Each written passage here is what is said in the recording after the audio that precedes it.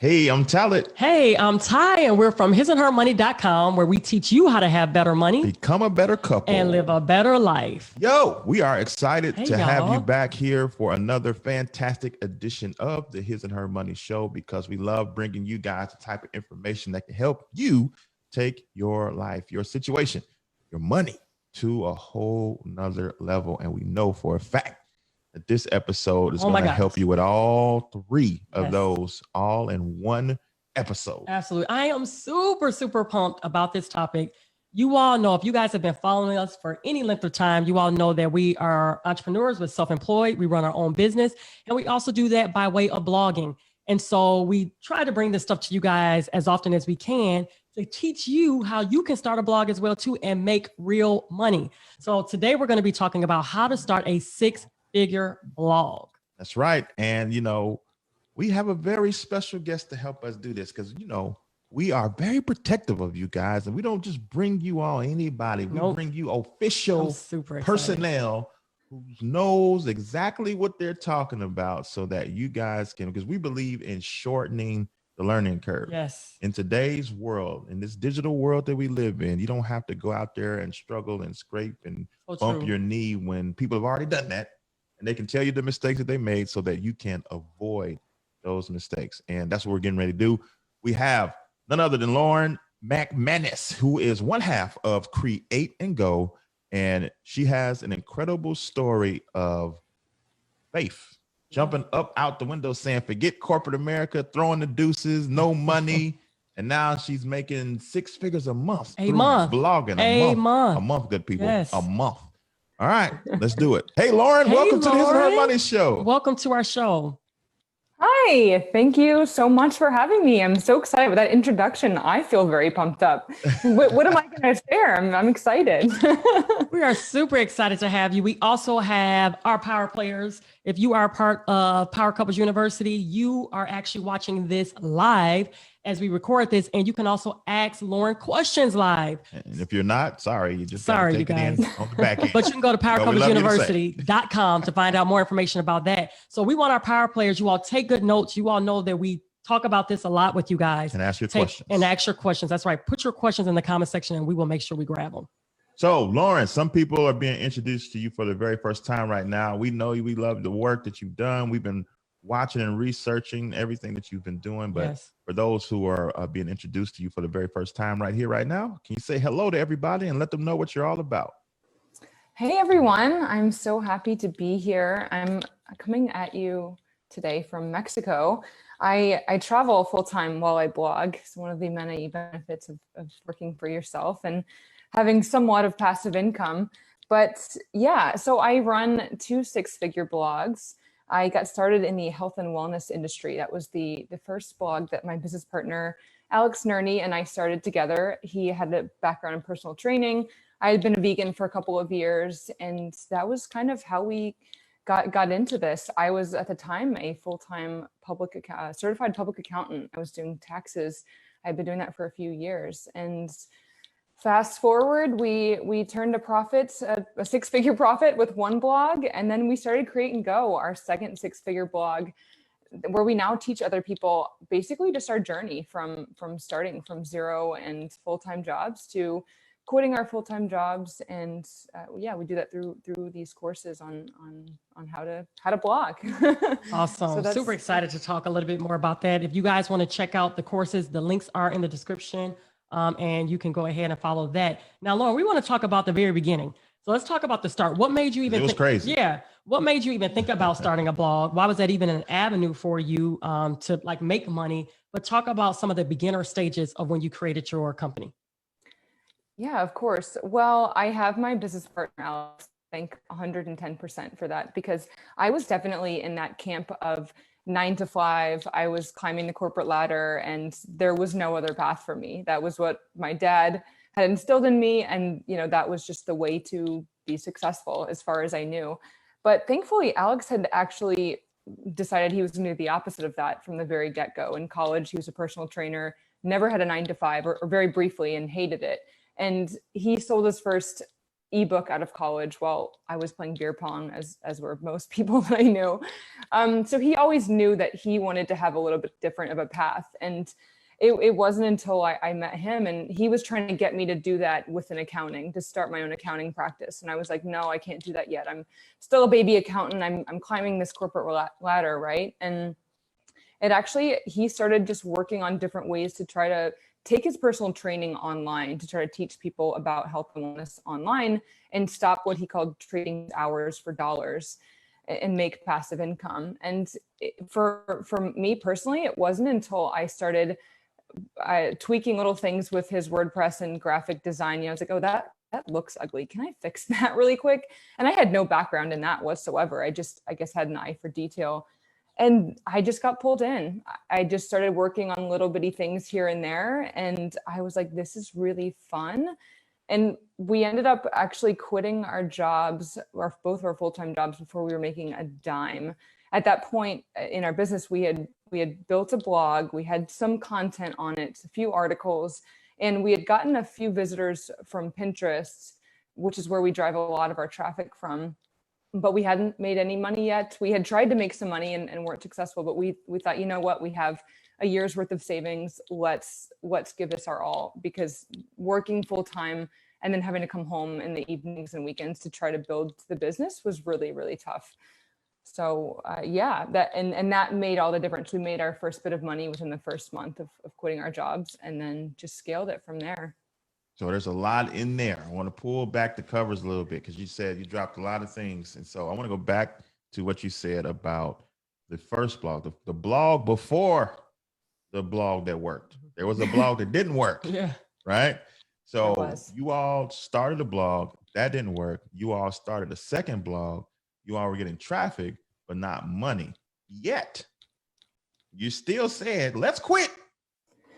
Let's just leave these jobs behind. We know we had one blog that didn't work at all.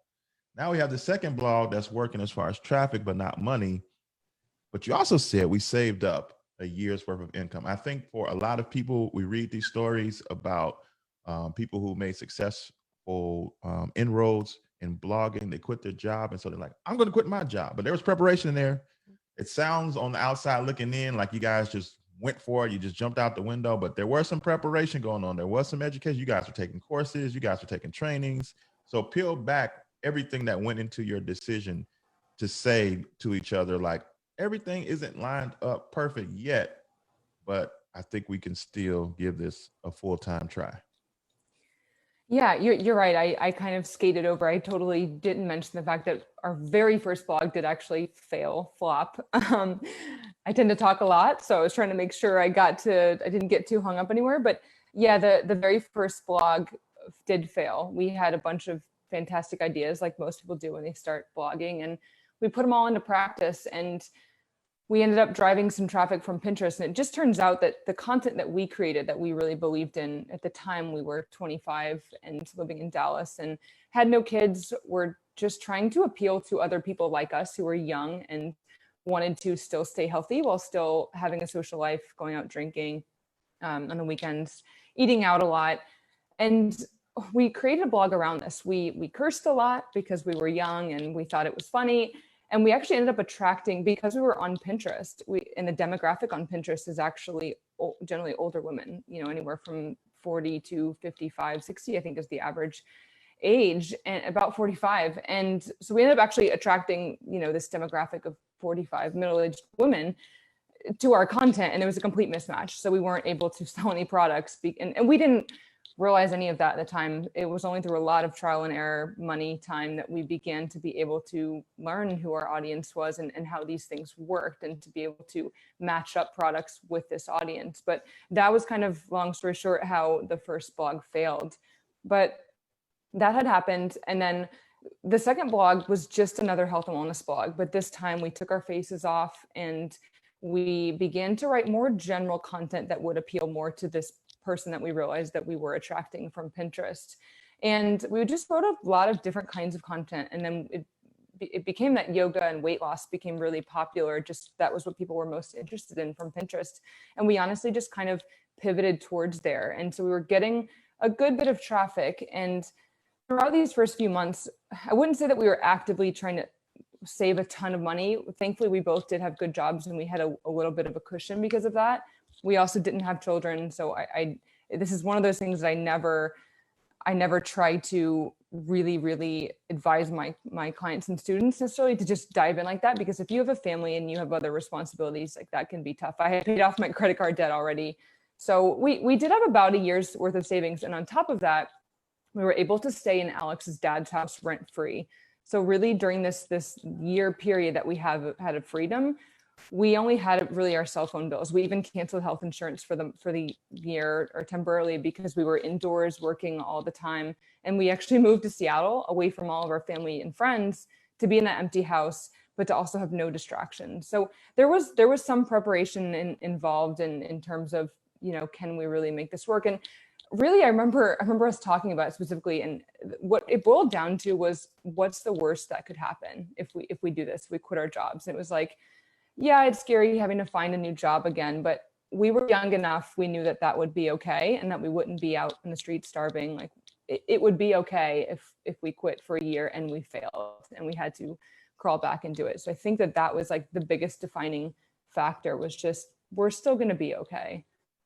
So I want you to talk about that moment when you all realized, like, not just are we going to be okay, but this is great. Like, we're doing really, really well here. It's working. So, right. Talk about that moment, that transition when you really realize, wait, I think we're onto something and we're picking up traction. And then we also want to teach others how to do it too. I remember that moment very, very well. This is why we teach our audience to first build an audience before you get too hung up on trying to make a lot of money doing what you're doing. Because thankfully, but by this point that we quit our jobs, we made that money in the first month. The first month was only $172 actually, and 82 cents. I will always remember it because of how it had been a few months, and it was monumental. That was the month of like, we made money. We made money out of something that we created. Like, this is a real thing, not just other people on the internet doing it. We did it. But from then on, we doubled our revenues for the first 5 months of business. And that was because we already had that audience. We had the traffic. So we were able to test out stuff and actually have people to give us feedback. People were listening. So, how we really began to scale is we first sold a couple of affiliate products. We started off just selling some Amazon products. Wasn't making us much, but we sold a yoga affiliate product. And then after beginning to sell that pretty successfully to our audience, it really wasn't a great yoga product. And we were like, you know what, let's create, and it was based around a certain type of yoga. And we were like, our audience is really, really interested in weight loss. So let's create like a really great weight loss related yoga program for them. And we knew that they were older. We knew that they didn't want some fancy video program. So we created an ebook, and it was that, and then also another diet program, which actually happened to be the old diet program that failed, but we just repackaged it for this new audience. And when we first began to sell these, I still remember it because we accidentally had our notifications for sales turned off. And so we launched this product and we went away for a weekend trip in Seattle with some friends that came into town, and we didn't get any sales, and we were just devastated. And then Alex realized that he had his notifications turned off, and he turned them on, and all these sales had come through. And we cried, we jumped up and down, because that point was like, that was our first month of making a couple $1,000s a month. And it was still split between the two of us, so it's not enough for a full-time business yet, but it was like, this is real money. And yeah, there were some tears, and yeah, it was a really happy moment. And it honestly just grew from there. Alex and I really credit a lot of our success to the pace at which we moved, because we had quit our jobs. We had a lot of time, but we also invested.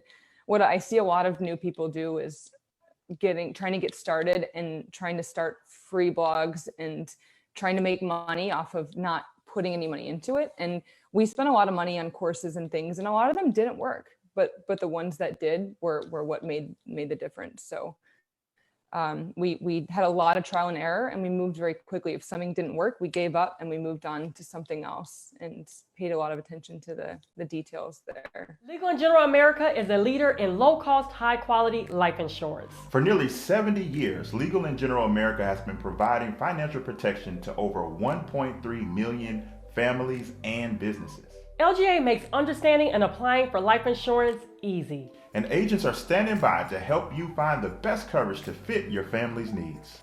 All you have to do is go to hisandhermoney.com/LGA to get a free quote now. Part of a foundational part of what you're saying turned things around for you guys was your audience. You all worked hard on targeting the right people. That was a lesson that you learned from blog number 1. So what's your advice on how do you target your audience? How do we avoid mistake one that you made where you said that you were attracting people from a platform that didn't match you all, the creators of the content? So what's your advice for people that want to make sure that they're targeting the right people to fit what their blog is all about? First, I will say that I think it's really important to be flexible there, because if some people are really tied to their ideas and their content and the way that they're sharing it. And what ended up happening to us is that we were really passionate about the content that we were writing, but we got traffic on Pinterest and they weren't interested in that. So we had to do a pivot and we had to change our language. We had to change the content a bit in order to pivot towards this audience that we were attracting. And you kind of have one of two ways there. You can ignore that traffic and keep trying really hard on your own idea and trying to attract that audience. But in that case, we probably should have moved platforms, gone to YouTube where there's younger people. So you need to think about the content that you're writing, and you need to think about where you're sharing that content, whether it's YouTube, Facebook, Instagram, Pinterest. They all have different demographics. And so you need to make sure that those two align with each other and be flexible, because if it's important to be yourself and want to share that content that's really important to you, but it's also, you do need to make money if you want to do this full time and keep sharing content, keep helping people. And what ended up happening with that blog is we still run it today and it makes us good money, but we are far more passionate about Create and Go because our audience there is a lot more like ourselves. They're younger. So that is more of our passion. But yeah, no matter what, I think that you just have to really think about your products, your message, how you're saying it, and communicate with your audience. It's not just that you're here and they're there, and you have to find a way to bridge that gap. And for us in our business, that's email. We rely very heavily on email marketing to sell our products, to talk to our people, to find out more about who they are, to find out what they're interested in. And we, in both businesses, have been able to create this customer avatar, essentially, to really find out that not just are we teaching weight loss, our diet program works for men, women of all ages, most ages. It works for pretty much everyone, but we sell it to middle-aged women who are overweight, and not just a little bit overweight, but I mean 200 pounds plus overweight, because that's our audience. And through email, we began to find out that it wasn't just, I'm trying to lose 10 pounds. It was, hey, I'm 45 years old. I've tried 5 diets this year. I have 3 kids. I'm struggling, or I have this problem with my hormones. Through email, we were able to actually get these kinds of responses and really figure out who we were attracting. And we began just to pivot harder towards really speaking to this one person, this small audience, which was not small, it was large, but you know what I mean? Yeah. Oh my gosh. I hope you guys are taking great notes. Lauren is giving some great advice. Our power players are also asking some great questions. We have another question from a power player. What's the best way and place to get started on a blog? Well, WordPress is the best place to actually start your blog, but and to write content to get it established. And the best place is to build your blog, to do a very simple design, write a few articles based on your knowledge, experience, what you want to share with people. And what we personally teach as a way to get started is actually through Pinterest, because it's really, really great for bloggers. It does depend on what you're blogging about. If you have a mostly male audience, it might not be the best place for that, but it does depend on what you're teaching about. But we like Pinterest because Pinterest is the user behavior on the platform. People are on there searching for topics and they're clicking images and they're expecting to have a blog post behind those images. Whereas if you're on YouTube, you're listening to a podcast, it's a lot more difficult to get people off of that platform and actually clicking through to read your website. So they're great tools. Podcasts and YouTube channels are great tools to build trust with your audience, to be on camera like this and to really get real with your audience. But Pinterest is one of the best places to get started because that search traffic, just like Google, it's less competitive than Google. And it does depend on a few factors, but as a generalization, that's kind of how we've gotten started and how we teach our students to get started. Now, you mentioned that it was real important for you guys to even understand your audience a little bit better was through email. It seems like you all are big proponents of the power of email marketing, even over social media. You talk about Pinterest, but like I think we think that our Facebook following, our Instagram following, the size of it dictates the success of our blog. And you guys are the opposite. You generate traffic on Pinterest because of the way that it's set up. It's a search engine, but you really focus on getting people on your email list. Why do you all feel that that's the best way to go about it instead of just trying to be popular on Instagram or Facebook or something? It's a great question, because I will say we're not popular on Instagram. We don't use Instagram at all for our business. We have one out there. I think we have like 3,000 followers just from people finding us and following us. But we don't use Instagram because we don't think it's the best platform. At the end of the day, it comes down to the time that you have available. You can't be on every platform 110%. You just can't. So for us, YouTube and Pinterest have been the best places, and now Google as well. But the thing is that everyone is too busy for you these days, and the internet is a competitive place now, and it's only getting more so. So when people pop over to your YouTube video or your blog post from Pinterest, Google, wherever they're coming from, they read your content and then they leave. Every now and then, if they absolutely love your content, they will try to look at your products, this and that, but it's not as likely. So when you can get someone's email address, you have a way to reach them in the future. And it's one of those things that people just don't understand how powerful it can be. I know I didn't, because when we started, Alex was the one that got us all started. I didn't ever used to write any articles, any emails. I thought I wasn't creative. I couldn't do any writing. Now I do all of it pretty much. And Alex was the one that would tell me, we have to get people's email addresses. And I'm an inbox zero kind of person. I still am. And I was like, nobody's going to want to sign up for our email list. Everyone's on too many email lists. It's not going to work. And I didn't know. And it's so important. And it's a way to pop into people's lives. It sounds a bit invasive, but you know what I mean? It's a way to pop in when people aren't on your blog, and you can reach them and tell your story. So the way that we use email is when people visit our website, we offer free guides. So we have free yoga guides, free weight loss guides, free blogging courses to get started. We get people's email addresses. We give them tons of free content, and we tell our story. We share the same story that I'm sharing with y'all today about how we got started, and that relatability and it's building a relationship with your customers. And that is what ends up making them trust you and want to purchase products from you and follow you and your strategies. Because when they begin to see parallels, like, oh, I'm in my full-time job and I want out, or I feel that way too, and they were able to do it. So it's one of the best places that you can just share more of your story and also ask for responses. So we were able to build this customer avatar because of this one question that we asked in our very first email, the welcome email. It said, here's your free guides. This is a little bit about us. And at the bottom, it said, what's the number one thing that you're struggling with when it comes to losing weight? And this is what the response, and we said, please reply back to this email. We'd love to help you out on your journey. And this is how we figured out who they were, because we didn't just hear, again, I want to lose 10 pounds. We had people sharing their stories because somebody was asking and they did need help. And that's still what we teach today is to ask these questions in your emails, and don't just think of it as this one-sided thing where you're pushing out content to people and they're reading it or not. Like, actually talk to them. It works. Yeah. Wow. Such good advice. I love it. Another power player asked, how much did you invest, I guess, to get started up front on your blog? How much did you all invest? I know that you say that you all purchase courses and things like that, and everybody's journey is different, you guys. So whatever her number is, when we invested, our seed was $500.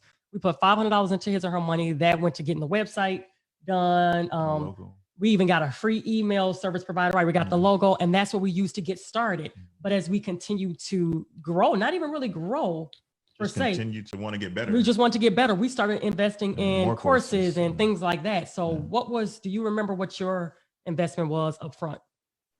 I do. Unfortunately, Alex and I didn't at the time know that we wanted to be bloggers. This was 4 years ago now.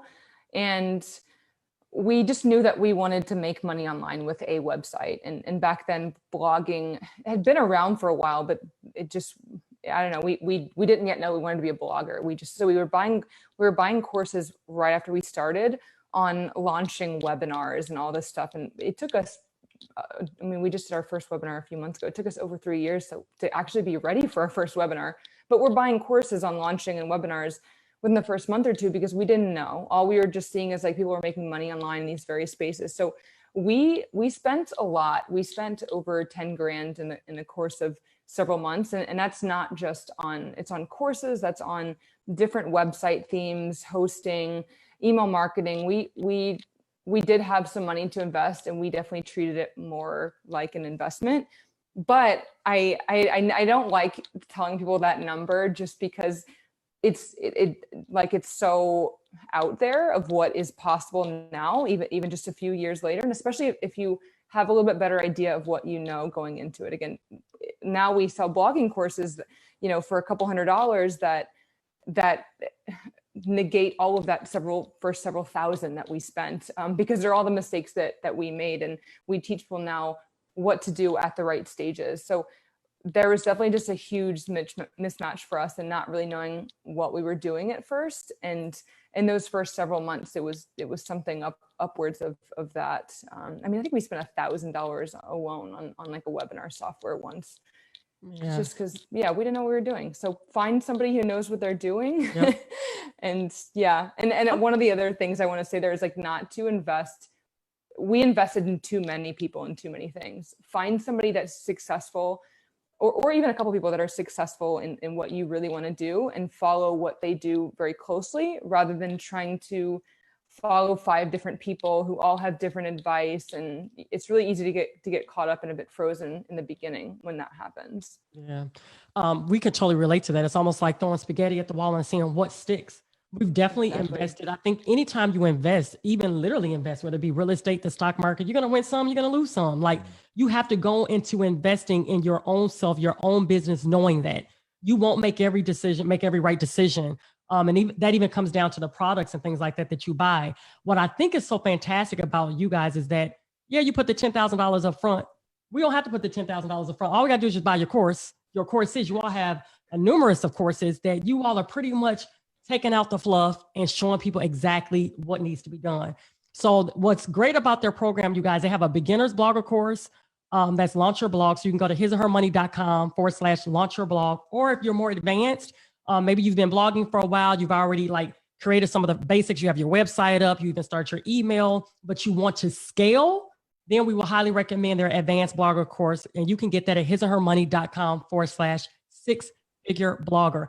And another great thing about you all's courses, they're so reasonably priced, Lauren. Whoa, you're right, a couple $100 and people can be on their way and actually building thriving blogs. I love that.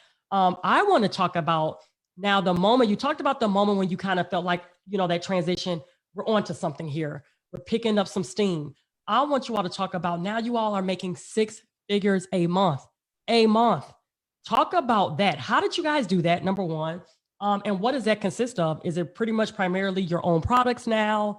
So just talk about the journey of now becoming a 6-figure blogger. Yeah, of course.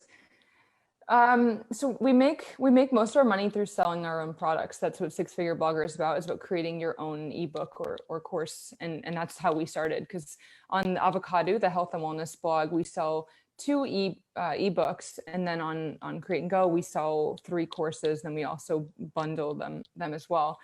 But that's how we make most of our money. Also affiliate marketing. So those are the 2 big things that we teach in our courses, because that's what worked for us personally. So we do affiliate marketing with some of the software and different things we recommend in courses. We definitely get some affiliate income from that. But that's how we make most of our money. And really it's just, And we now actually, we have a team. So, but it took us too long to get any help for the first almost 3 years. It was just Alex and I doing absolutely everything, running 2 blogs together.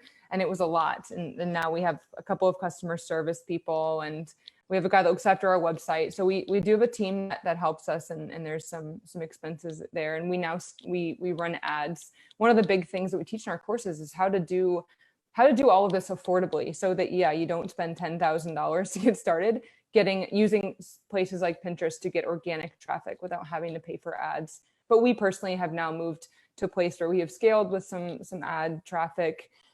And I will say too, that with every course that we made, we bumped our income up a bit. So it definitely helps having a few different courses or products to offer. You never want to offer too many things because it can confuse people. But with the 2 products on the Health and Wellness website, and then the 3 courses, we're actually building a 4th course right now, should be out in the next 2-3 months. That's really how we scaled. And then of course, getting on different traffic platforms. So Pinterest was the only thing we did for a long time. And one of the things that we teach our students to do is to just find what platform you really think is going to be good for you, and then just focus all of your energy into this platform. Don't bother trying to do 3 or 4 things at once, which is what a lot of people do. They always like, all right, I'm going to create my Facebook page, I'm going to create all this stuff, and they're like, I'm pushing out the same article on Instagram and YouTube and Pinterest and Google, and it's like, you're not optimizing for any of those because you don't have time to do it. So after we got really good at Pinterest, we then focused in on YouTube. And that's been a really fantastic way for us to really build more trust within our audience. Once they buy the first product, they keep buying more products because they see us on video and that sort of stuff. So definitely branching out with your traffic platforms, using other platforms once you get established, creating more products. Those are the things that have helped us scale, along with hiring out at some point some of the customer service stuff, some of the admin work, just to free up our time to be able to focus on more important things like having our faces on camera and not answering customer service emails anymore. I want you to also talk about, I think sometimes a lot of people get hung up on the word blog and they immediately say, I'm not a good writer. I don't write. And they think blogging means writing and means having a website where it's just text. So like for us, for His or Her Money, we're heavy on YouTube. Our podcast, I would say YouTube is first, then podcast, and the writing, that comes all the way last for us. And we're still thriving, and we still consider ourselves bloggers. So I want you to talk about that term blog, and even talk about, if you can, some of your students that you all teach. Is everybody writing, or are they doing various things to bring in money for their platform?